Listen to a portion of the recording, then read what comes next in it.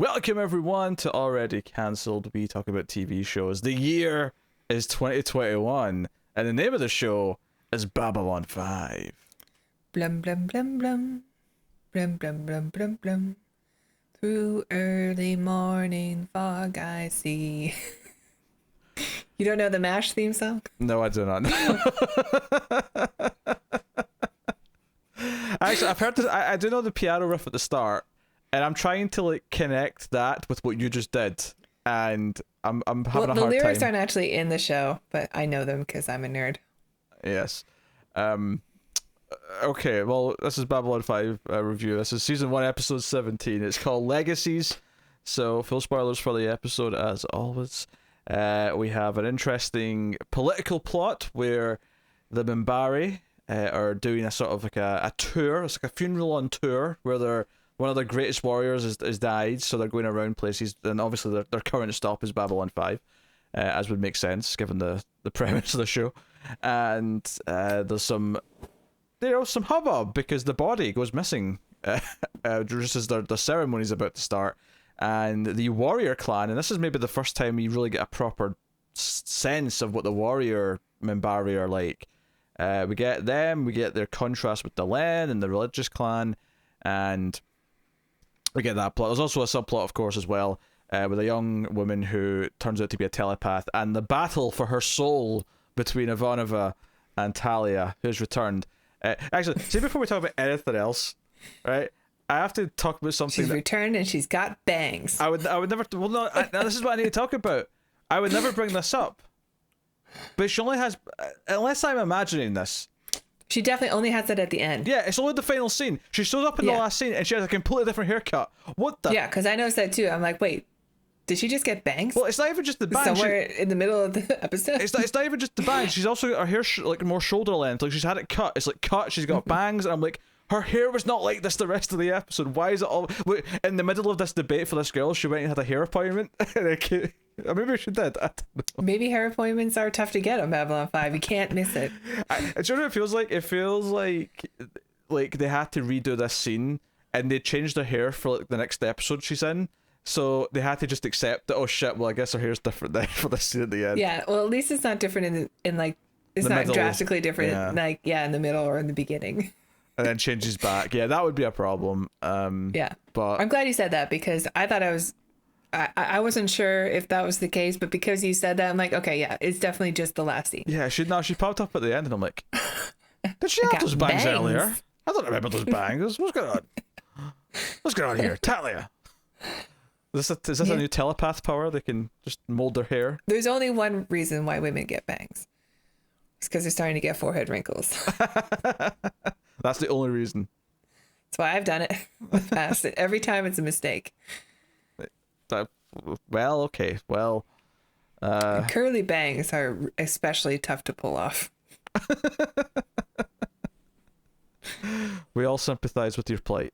So, with that said, let's dive into the main plot. So, we have this deceased Minbari warrior who did fight on the Battle of the Line. So there's kind of a personal weirdness for Sinclair in this whole honoring of his dead body. His funeral procession. But the more interesting element to this is the idea that it once again shows us, and we've talked about this before with some of the other races on the station. We've seen this with the Narn, and the Jakar's very religious about their system, but whereas the Toth isn't, a believer in what they are. This isn't so much a religion thing, but the idea that there is this kind of like divide between the religious and the warrior. It's like a caste system, yeah. Yeah.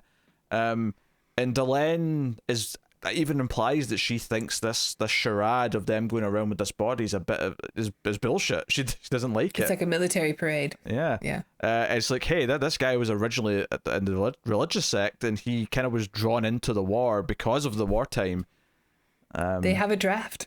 Apparently, but because of that, like his original wishes were to just be scattered. His ashes to be scattered like other Minbari. So it becomes this weird thing, but it almost starts a new war because his second in command, who's sort of leading this parade, he like basically threatens to start a war with Sinclair like multiple times. If we don't find this body, because they mentioned the cat again, and the idea that the cat's death was actually what triggered. Oh, Ducat, yeah. Ducat, yes, triggered the original war. Well, I don't know if we knew that particular. We'd heard about the cat in the war. I don't know if we'd heard that his death had triggered it. Yeah, I don't think so. Was that in The Gathering? No, that was Soul Hunter episode. Okay. Go do the thing. Good pull. Go, do it. You know you want to do it. Just to get it over with. No, I'm alright. Okay. Don't say I didn't offer it. Don't say I didn't give it silver platter. It's hard to hear the name Ducat and not think Gul Dukat from Deep Space Nine, the overarching nemesis throughout the entire series. That's not what I was talking about. I was talking about you going Soul Hunter. I know, okay. you want me to do Soul Hunter, but I'm taking a pass. Okay. All right. So we get that kind of thing. I would just get this dude's name, Nirun, sorry, is the name. And what's funny here? So I got the season on Prime, right? That's where I bought the season. And when you're watching stuff on Prime, which you'll notice if you ever pause Prime for any reason, they have the X-ray thing which tells you the actors that are in the scene you're watching. And at one point I paused it to get up and do whatever, and the photo they had for one of the actors, I think it was the Nirun guy, his photo was Klingon, and I started laughing because I thought, oh, it's a Klingon. He's yeah, been a Klingon. his IMDb page has the Klingon one also. But I know he's in Deep Space Nine. He plays a Cardassian. But I don't recognize the Klingon picture. I didn't really look into it. I'm sure, he probably guessed it on Next Gen or something as a Klingon. There's a lot of Klingons. It makes sense. But yeah, so the interesting stuff here, obviously the plots do intersect a little bit, because the reason why we find out Delenn's actually behind the body being kidnapped is because of the telepath plot. But before we even get to that, we do get a lot of Garibaldi searching through the ship. We find out there's an alien race that eat various dead bodies, so they have to get their stomachs pumped. Yeah, so I guess they're called the Carrion. And what's odd is that when you think of carrion, you think of like birds, because they're the ones that eat the dead things on the road. To be fair, but we meet it and they're like, it's like a squid man. No, to be fair, they're not. That's not their race. They're not carrion. They're described as a carrion race, but their actual name of their species is different. I just didn't catch what that was because it was weird and different. But yeah, but they eat dead things. Yes, and it looks like an octopus. So they have to. It looks like something. What's his face? Lovecraft would design. Sure, yeah, because they have to pump their stomachs to just check they've not eaten the missing dead body. No, that was practical. That was okay. Prosthetic with It was a really good prosthetic. It was alright. Yeah, because the little ganglia thing were moving and the eyes were blinking on the side of the heads. I'm like, it looked, and you could see the breathing. It looked really good. It looked like. If that's CG, that's pretty good CG for this show. Yeah, well, that's why you know it's not CG, because the CG in this show does not look that good. Yeah, the CG in the show looks like 1990s Microsoft Flight Simulator. Although someone did point in the comments that apparently the rotations of the station are actually the right speed for the gravity on the station, which, I mean, it doesn't really matter that much, but it's a nice touch. I appreciate the detail. Yeah, sure. I never would have known. No, that would I, but... it's cool all the same. But yeah, so the whole investigation, there's a joke about because Franklin's pissed they had to pump the stomachs. He's like, okay, next time you can do it, because that was disgusting. But then there's a little joke about Narn tasting like chicken and stuff. I don't know. They have some fun with it. But obviously it really picks up with the debating between Sinclair and this Nirun, sorry. By the way, he's another example of a villain in this show being a very Shakespearean theatre actor. I thought he was better than most, though. I liked him. I mean, I've liked most of them, to be fair. It was only just it was the one from the eyes dude. He with the scar. Oof. He was just too over the top. Whereas I think Soul Hunter, I think he was actually quite good in that role. I think there's another example. But there's been a few. Kiro. Yeah. Wait a minute. Thank you. The greatest character of Babylon 5, played by the greatest actor of all time, Gary Graham. Jeffrey Combs was literally 2 episodes later than that. Come on now, that's not. Yeah, he's great too. Yeah, but I did not care much for the other guest star in this episode. Oh yeah, she wasn't. I think she was very good at all. Well, no, she But that's wasn't. okay. Yeah, we'll get to her. I just want to stick to the one plot just now. We're on a like because Sinclair debating with this dude is kind of the main bulk of the plot until it's revealed that Delenn's behind it, and then it becomes more a conversation with Delenn about what's going on. Why has she done this? And I think that the more interesting scenes of the episode is one where she's with Sinclair early on, and she's playing with her playset, whatever it is. Her cones of Denshire. That's where we get a lot of. I got that reference. That was a Parks and Rec reference. Very good. They're like crystal cones. But that's where we get a lot of the mythology in that scene, because that's where the the backstory of this warrior, the fact that he wasn't always part of the warrior clan, that the Rune dude, he's kind of like, he always followed his orders no matter what. So now that he's not got him anymore, it's kind of like maybe he's itching for a rematch, as Sinclair puts it. But we get a lot of that in that scene. But then the other bigger scene is later on when it's revealed that she's behind stealing the body and that she's cremated the body. Because Delenn has those back channels. She knows how to do these things. But once we have that information, like their face off about that and her kind of coming clean about it and saying, well, it was kind of an affront to her that they were doing this because this was against his wishes. But she kind of admits that, yeah, like there's been kind of a divide, because one of the big plot details we find out here is that it was the religious half of the Minbari who gave the order to end the war, to surrender, to cease fire. And the warrior there's some clan, Minbari that are not okay with it. Yeah, the warrior clan is not in love with that idea, and it started a rift, which is still being there. It's probably their Vietnam. Yeah, that's a good comparison, actually. And that's still there to this day. And if anything, it's been getting worse and worse. And this act that she's committed might actually kind of break them down the middle and might cause some serious problems. I actually had a bit of a problem with this episode for this reason. There's a couple things that bothered me a bit in the episode. And one of them was like, Delenn is really being selfish here, to the point where all of this could have been resolved with the conversation that they had at the end if they just had that in the beginning, and things would have been okay. Like, she clearly has the power to do what she wants to the body anyway, because she does at the end, so she would in the beginning. Well, yeah, for context here, when she realizes she's been caught and she has to confront Niran about it, she basically pulls ultra like Grey Council Satai Delenn rank and says, look, I'm going to say this was a miracle that this happened by sheer force of magic because of, Minbari culture, yada yada, and you're going to back this story up, because otherwise... And you're going to apologize to Sinclair, and he does. Yeah, no, he does. But she basically pulls the Satai Delenn rank, which is something that she's been notably trying not to use or invoke. She doesn't want anyone to know she's Satai Delenn. She doesn't want anyone to know she's on the Grey Council. That's been something she's been very secretive about. I do wonder if, like, her hesitance in trying to get away with this without having to go through this part, without letting him know that this happened, without having to pull this rank, is more about telling us about how she, like, what she's willing to do. Or maybe that's, like, part of, like, her, like, pretending it's more okay if, like, he never finds out. And, like... Yeah, I guess. I just thought that they were awfully close to starting another war here, and she was just kind of letting it happen, when she could have pulled rank at any point and been like, let's not make this a big deal, okay? I have done this because I have the authority to do it, and you're just going to have to be okay with it. And I don't know. The ending wasn't justified for the storyline, I thought. But we did get some cool lore of the Minbari.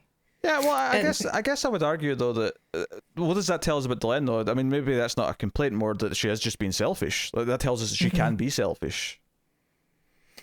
Sure. I mean, I won't forget. But no, I mean, maybe that's I mean, you could argue how effective it is, or how if it's kind of clunky. It just seems a little... Well, when other shows do it and other characters do it in shows, we call it forced drama. You know, something that didn't need to happen if people just had a conversation. But I guess we can give it a pass for Delenn for some reason, because we like her already. We like the show. No, I don't know. That's not what I'm saying. But this feels a bit different, though, to what like other shows do, where character A doesn't tell character B that character C knows something, and then because of that, it results in a fight where if at any point characters B and C ever talk to each other, it would never have happened. This feels different to me, where she's actively trying to deceive this person and is okay with the tension it's creating with the humans, and it's not until she's found out that she has to go and then chooses then to pull her rank and do all these things that clearly she's trying to shy away from. She's clearly not very happy with the direction that the warrior minbari clan want to take their society in. So I think, it might not be a perfect way of doing it, but I do think it's trying to tell us something about, there's reasons behind why she's doing it this way. And maybe that'll tie into where her plot goes. It kind of ties into where she's been so far and how she's been hiding herself. I thought it was actually kind of weird that Lanier wasn't in this episode, because I know there was a odd. person who I thought was Lanier. Nah, just also when they were carrying the Minbari casket, because there's like a bunch of people or Minbari that are carrying the casket. Like nobody thought like, hey, this is kind of light. Maybe there's no body inside. Well, no, the body hadn't been taken yet. I thought it was that they carried the casket there, and then during the funeral, or whatever it is, they opened it up and were like, whoa, there's no body. No. The body came at the station. That's why Delenn was able to get it. Okay. This is no. I'm very flat to disagree on this one. No. Okay. Maybe I missed. I missed that. I thought I was paying attention and saw them like carrying it to the thing, and then I didn't realize there was a cutscene. Yeah, it was two different in scenes. between where something happened. Oh yeah, they had like because there was a whole scene where they went to like Sinclair about security preparations in between, where they'd carried it to like location and then they came back for the ceremony and then it was gone. So it went missing on the station. All right. I do have another complaint though. That's legit. Sure. Okay. Sure. But it's for the other storyline. Okay. All right. Fine. I mean, yeah. I mean, I don't want to defend this episode too much, because I think this is an okay episode. I don't think it's a great episode. I think it's okay. I think it's a bad episode. I think I like more what it accomplishes in terms of the mythology of the Minbari and about the idea of her not agreeing with certain parts of Minbari, like the warrior clan. That divide, and again, likewise with the other plot with Ivanov and Talia, like the actual plot because of the guest stars, not that great on its own, but a lot of the things that are brought up, a lot of the way that it builds upon what they've already done and where it might be going, I like that part of it. So I think they both achieve something. I just don't think either plot is that great to watch on its own. Does that make sense? Yeah, this is a middle of the road episode. Yeah. Well, we got a big two-parter the next couple episodes, so we should be getting to some juicy stuff. But Talia's got bangs. Speaking of alternate headdress styles, though, I noticed that the warrior Minbari, their shell things on their head were a bit more spikier. Yeah, they had like a spikier bit in the middle. It's a little thing, but I wasn't sure if that was like, okay, that's definitely a class thing and not like a male thing. I guess Lanier doesn't have that. Yeah, I think that's more. Which makes me wonder though, if someone can determined at birth then? If someone can become like or can switch, did they get like a new set of like a horn, or did they just accept the fact that you look different from all the other warrior Minbari? Yeah, I don't know. I don't know. It's worth the thought. The other plot is that this young woman. I think she's maybe like a teenager.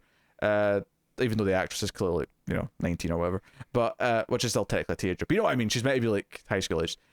She is caught shoplifting, but then she has a psychic blast, which is essentially that her psychic powers have initiated, and because she's not learned to control them, it's like it's any scene of Superman getting a superhero for the first time, where she's just like pain, too much. And immediately when she's lying in like Franklin's like hospital bed, in the med bay, Talia and Ivanova just start like arguing over what to do with her. Ivanova clearly wants to have the choice to whether or not to go to Psychor or something else, although at that point she doesn't really have an idea of what it could be yet.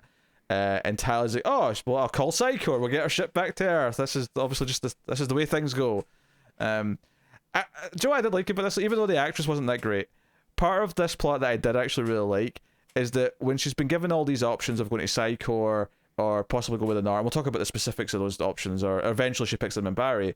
I love that she is like a young dumb kid who's purely based her decision over who's giving me the most money, who's going to give me the best standard of living. Well, she's also like super poor. Like, yes, her first scene is that she's stealing food.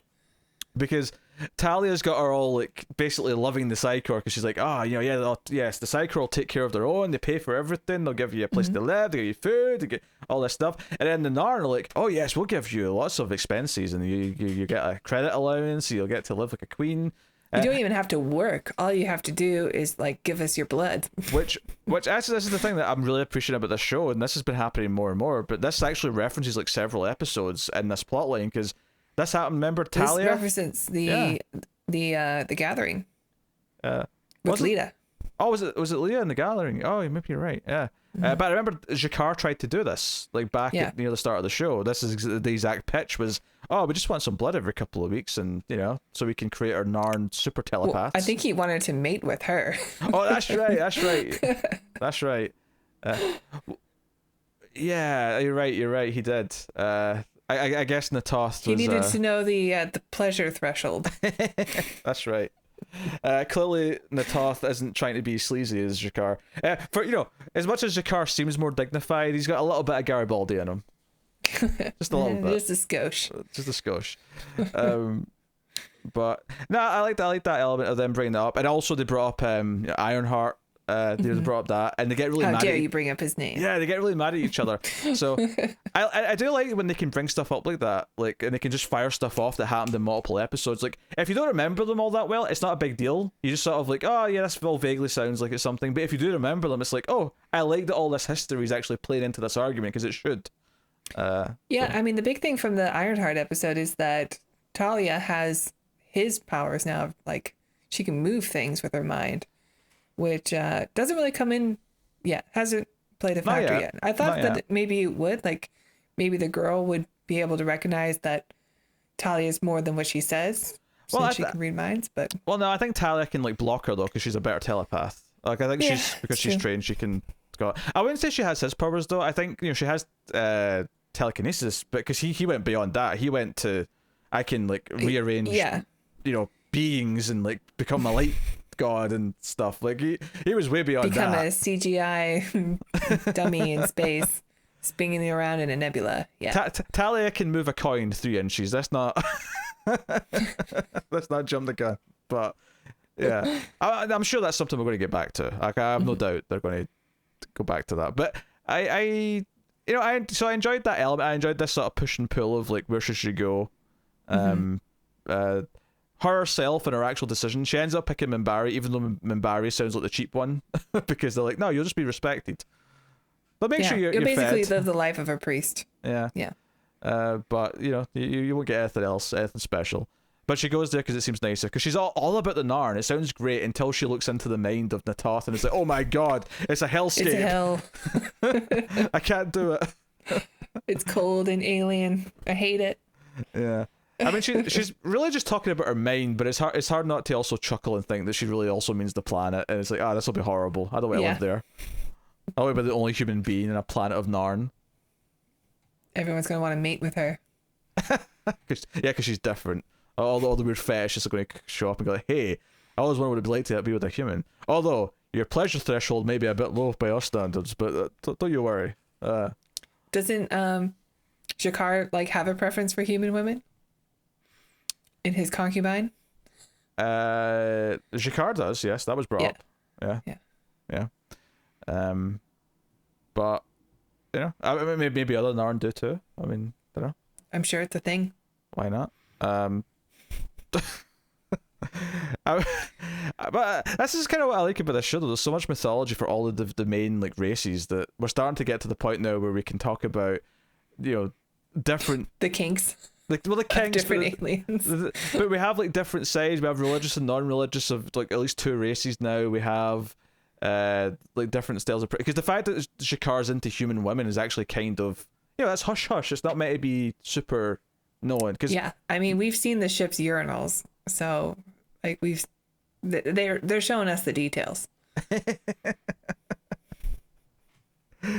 Yeah. I think I liked last week's episode more, even though the villain was hamming it up.